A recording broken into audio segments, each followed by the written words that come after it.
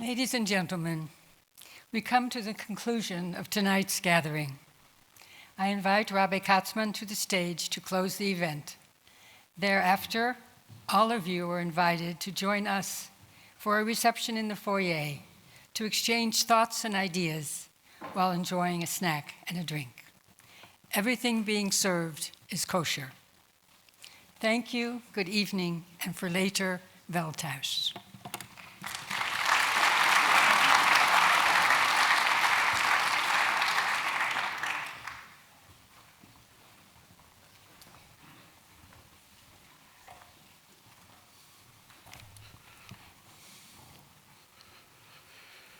Ladies and gentlemen, it's time to wrap up. We focused on the power of images, the impression it leaves on the viewer, and the importance of the cultural and spiritual experience of victims and witnesses in the process of establishing justice. The saying goes, seeing is believing. Oftentimes, we don't want to believe what we see. But if we are honest with ourselves, we must believe what we see. Oftentimes, we choose not to look, hoping not to see. Photos and films give us a second chance to see through the lens of another. Once one sees, one must believe. The opposite is also true. Believing is seeing. There are many things one only gets to see after believing them first. Believing comes first, and seeing is a likely consequence. The biblical Job uses the expression, ayin ra'ata v'ti'ideni, commonly translated as the eye that saw and bore witness for me. An alternative translation is, the eye that saw and commended me. It gave me courage and lifted me to a higher plane. Believing that mankind was charged with the task of filling this world with goodness and kindness is seeing a horizon of a world in which swords are melted into plowshares and spears are used as pruning hooks. Believing that societies were formed so that one can help one another and say to his fellow, be courageous and stay strong, is seeing the potential of a society in which nation shall not lift sword against another, neither shall they study war anymore.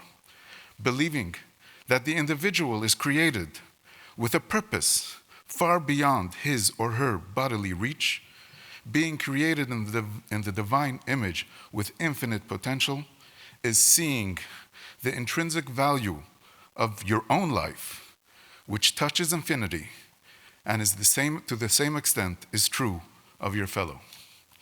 Honored judges, distinguished ambassadors, learned professors, and dear listeners, when we contemplate on the impact of the Holocaust and the development of international law, we must realize that laws on their own will not prevent horrific crimes from happening.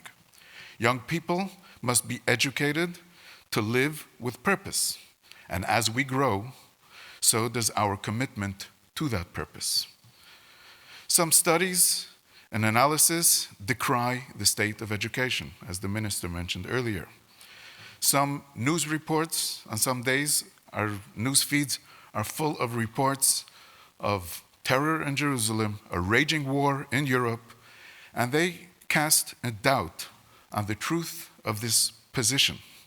We must remember that only if you believe something is impossible will it most likely turn to be impossible.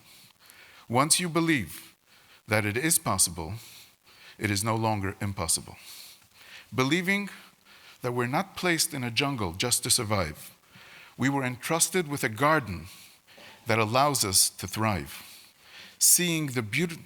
Allows us to see the beautiful colors and shapes of the trees and the plants, smelling the wonderful fragrances of the fruits and the flowers, and feeling the desire to live a full life. And if the taste is bitter, perhaps we must first peel away the outer shell and find the fruit inside. I would like to thank Mrs. Anne Dunkelgroen for guiding us through tonight's program, along with all the volunteers of CHAJ, the staff at the Embassy of Israel, and the Municipality of The Hague for organizing and hosting this lecture.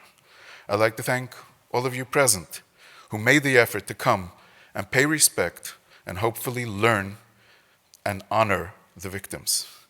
Special thanks to the contributors in tonight's program, the mayor who has opened the evening, Mrs. Marson for her very moving testimony, President Gatti for her insightful introduction, Minister Yaziligos, and Ambassador Ephraim. And of course, our guest lecturer, Professor Bilski. We can give them all a round of applause.